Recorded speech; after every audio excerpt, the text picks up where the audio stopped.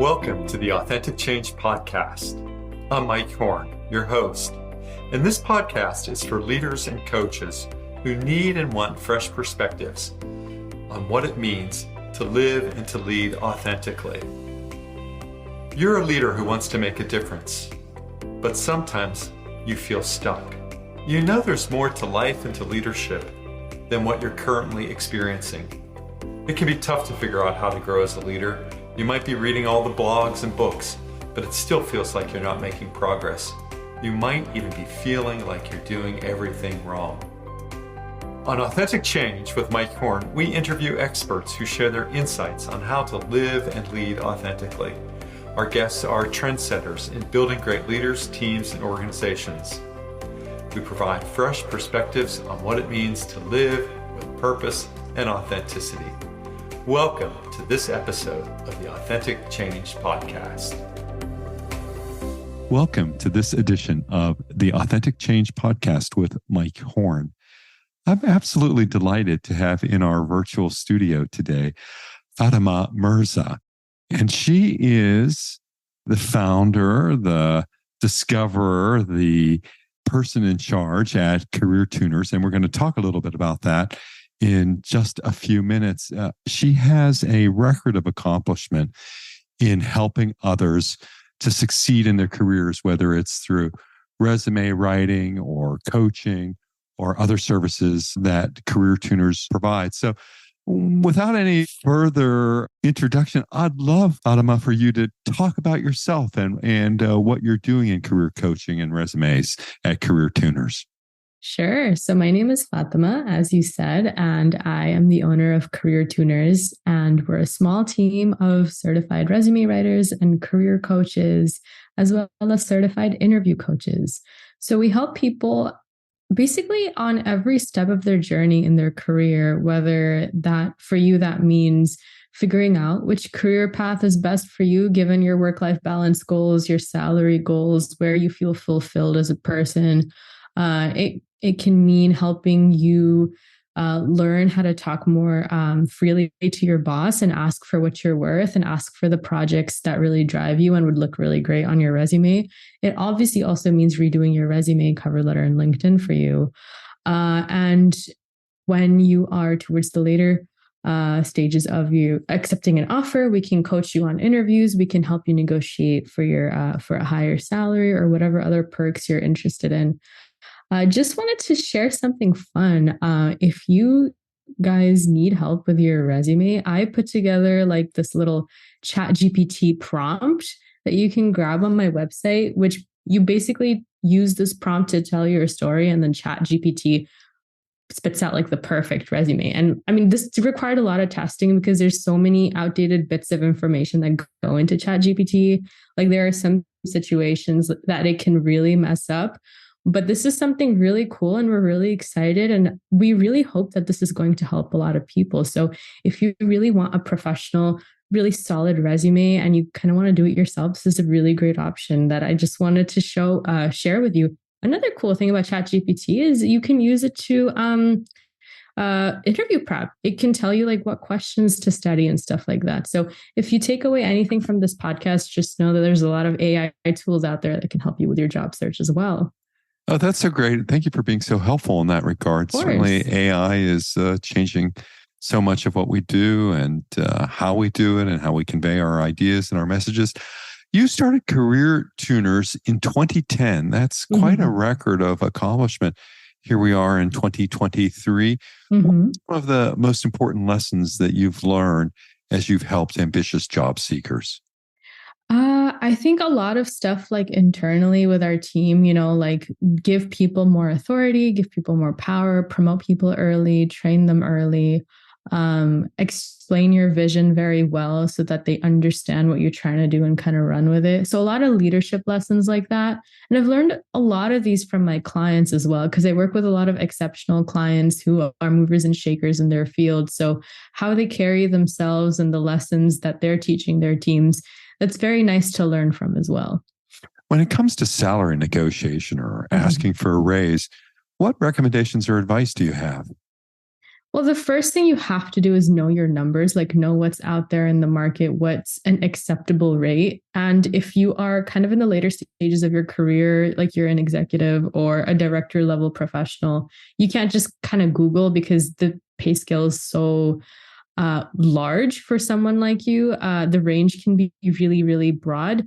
You have to find someone who can advise you on a personal level, like a recruiter, or if you join a professional association, they put out a lot of salary research. So that information is absolutely critical before you go into negotiating your offer.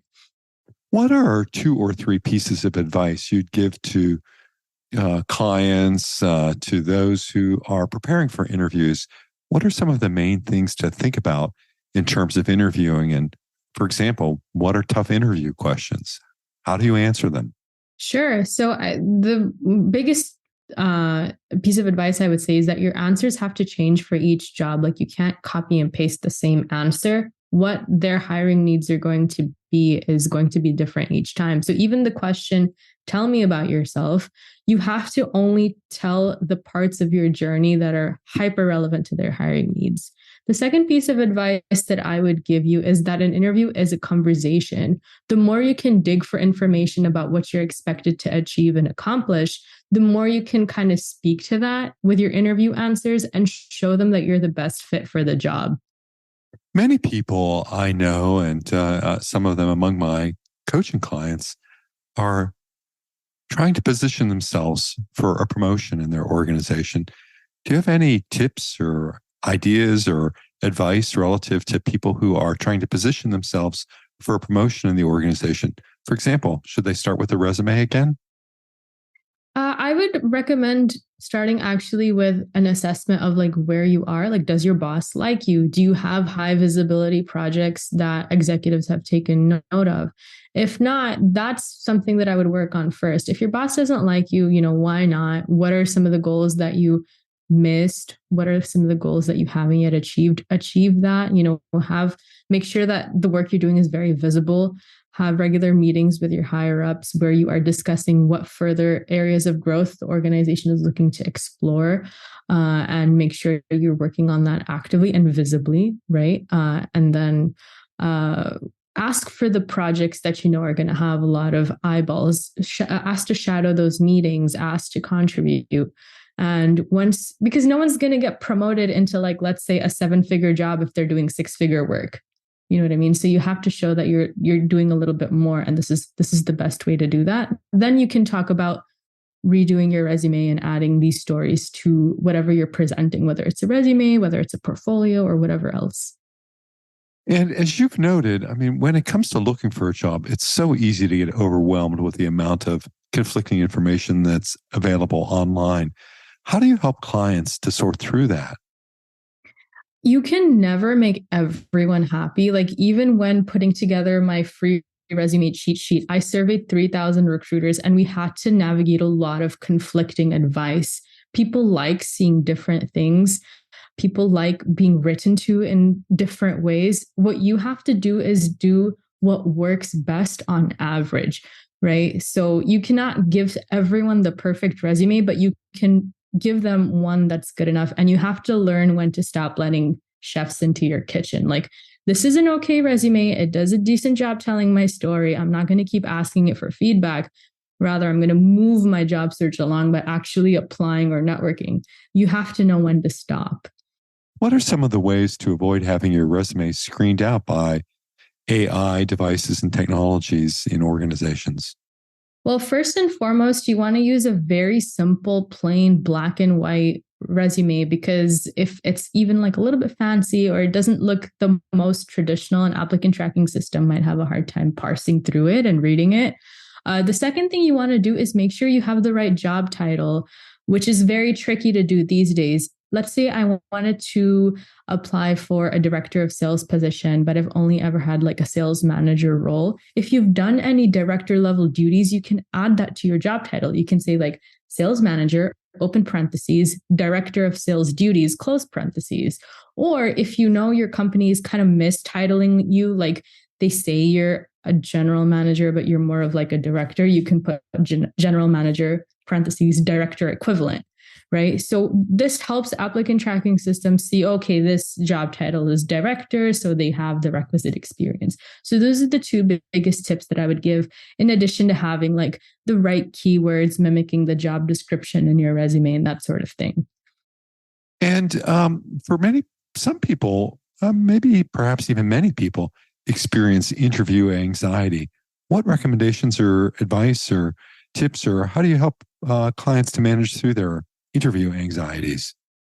Well, if you're having a lot of anxiety about your interview, the best way to overcome that is to have interviews with companies or opportunities that you're not really that keen on. Because if you're only interviewing with your dream companies, you're going to be putting so much pressure on yourself. And I can coach you and I can give mock interviews with you, but that's still going to be like a very safe space, and you're not going to have that high pressure feeling. So just acclimating yourself to that by interviewing with positions that you're not that interested in will not only reduce your anxiety and help you prepare, but it also helps you see what kinds of questions people are asking. It helps you kind of stay warmed up. If you're very happily employed, I still recommend, if anyone's reaching out to you for an interview, just go. It helps you stay sharp and you won't go stale. That's great. And so many jobs today, Fatemah, are work from home jobs. How do people stay healthy working from home so that they can be their best in interviews? I think it's very different for everybody because everyone has such different personal lives and they're all, trickling into our work from home lives.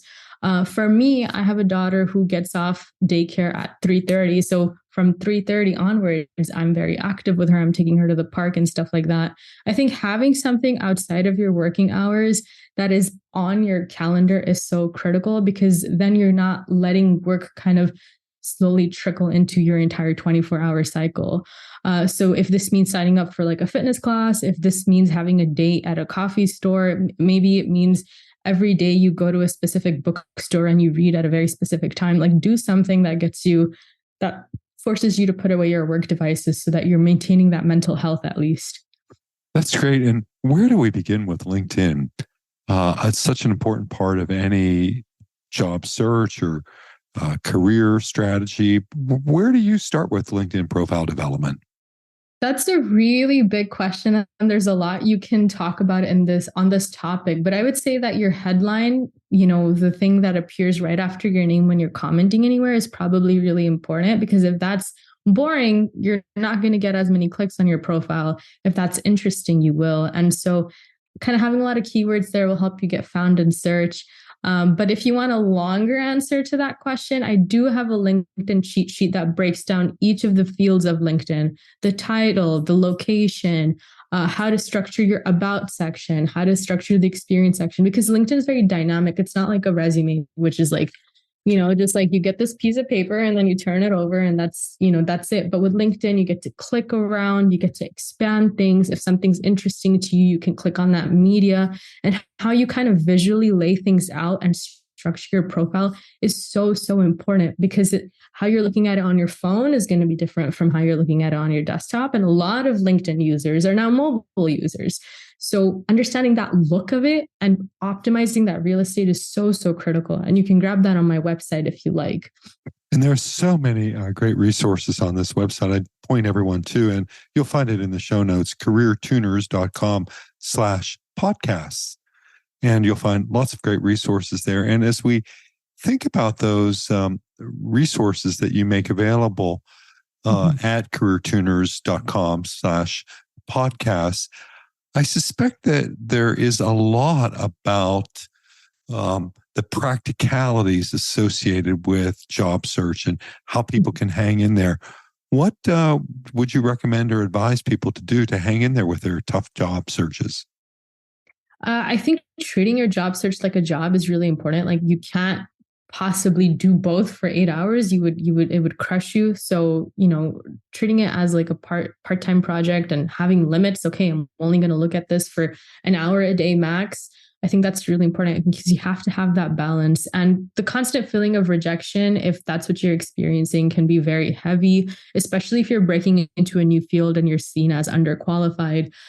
So keeping your self-esteem up by exercising, surrounding yourself with loved ones, making sure you get a healthy dose of like greenery in your environment. That's really, really important. It's a very tough situation. And, a lot of people currently are experiencing layoffs, some of them who are on H-1B, and they have the daunting prospect of having to return to their home countries after possibly having bought property and starting families here. So this is a very harsh and stark reality for a lot of people. But during the recession of 2008, a lot of people had to kind of take a step back and take jobs that they weren't super excited about just to kind of keep things steady. And then they were able to pivot as soon as things got cleared up. And with our economy, with every industry, everything seems to be happening in like a 2-year, 3-year cycle. So maybe it'll be a tough couple of years. But these days, it's expected almost to have no one has experience for like 30, 40 years at one company anymore. It's expected that you have a broad range of experiences. All that really matters for your long-term career growth is how you position that and how you talk about it so that it's all kind of uniform and neatly aligned. And if that's something that you need help with, that's a small problem. It's solvable. It's not a big deal. If you're stressed out about your job search, thinking about how everything looks in the, at the end and in the bigger picture, it shouldn't be that much of a concern because there are so many ways to kind of look at your resume and make sure that it looks strategic. And in the job search process, do cold emails really work? Yeah, we've been doing this experiment on LinkedIn. We haven't had much luck with sending connection requests or sending emails, but sending in-mails has worked really well. We have a response rate of about 80%. I'm still in the process of finalizing, that research and putting it out there. But we find that when you send an in-mail, the recipient is much likelier to respond because they get a notification on LinkedIn and also in their inbox. And it's understood that when someone is sending an in-mail, first of all, LinkedIn gives you a limited number of those and they cost money.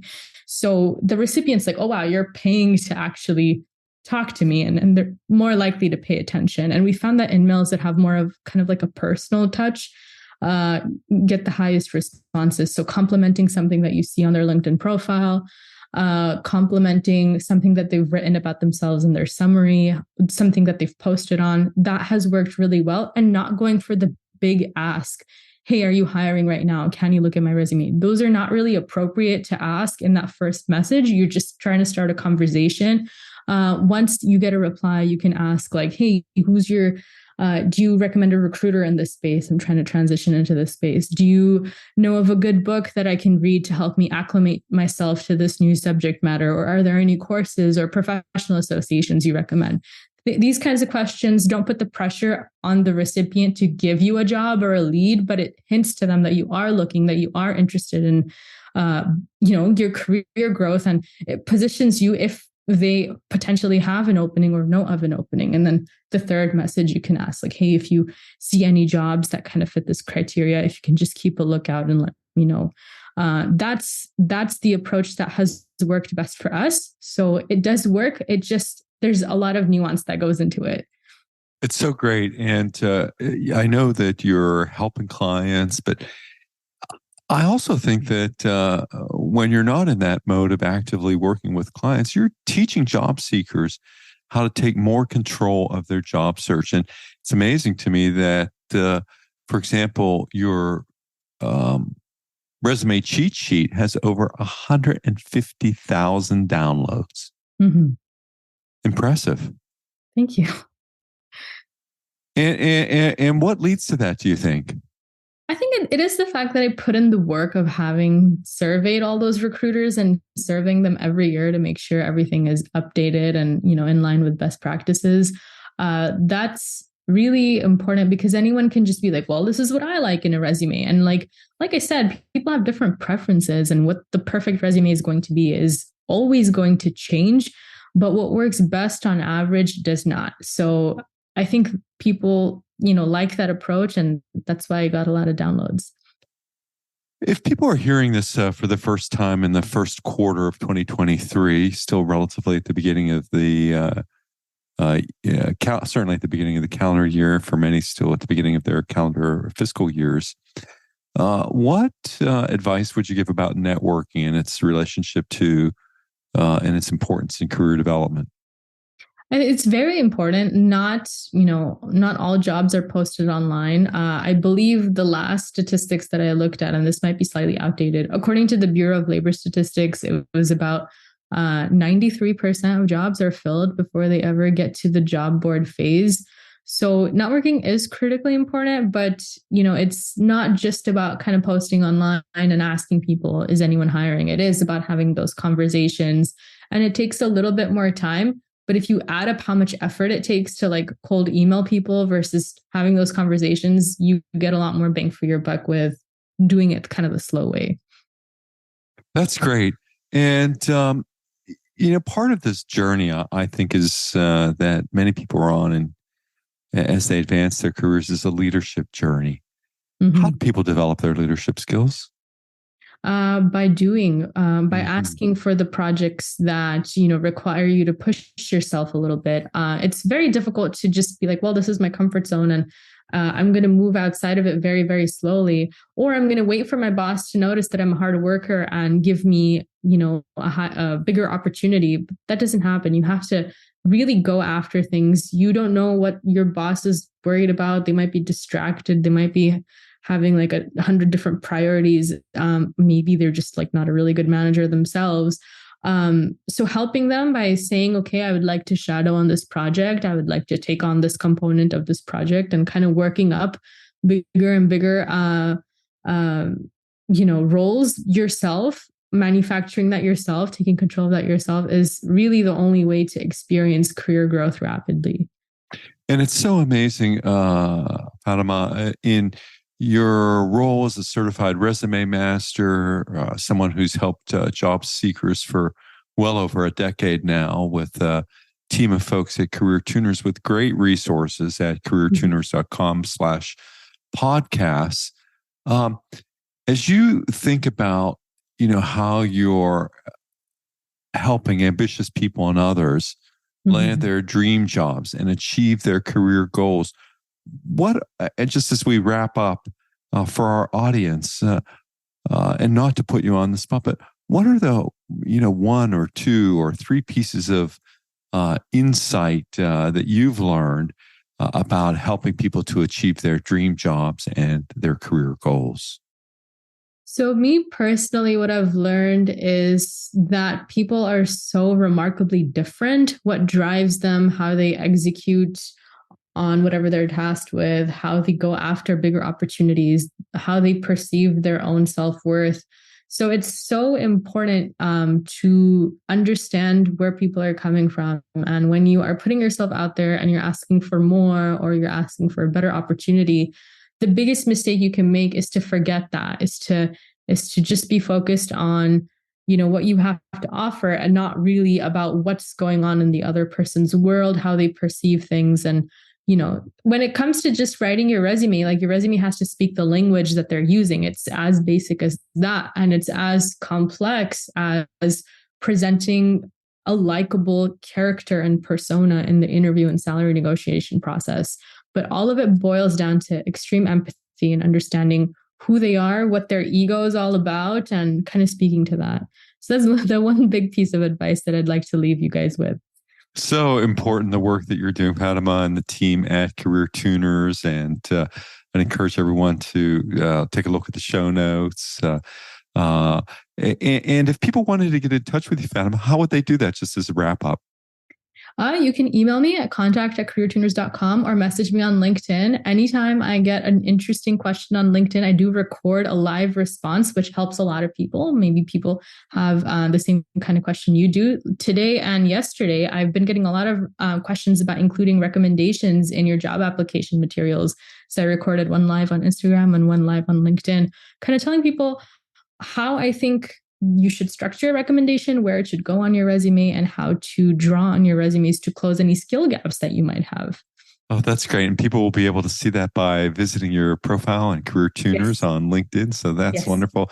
To everyone in our audience, new listeners, experienced listeners, I want to thank Fatemah Mirza so much for helping us all on our journey to career success. And Podcast with Mike Horn. Stay well. Thank you for listening to the Authentic Change podcast. I'm delighted that you've tuned in to listen. Please visit the show notes for links to topics discussed in today's podcast. To download a free ebook on authentic change and leadership and to subscribe to my newsletter, please visit mike-horn.com. Once again, mike-horne.com, mike-horn.com. Once again, thank you for listening to the Authentic Change podcast.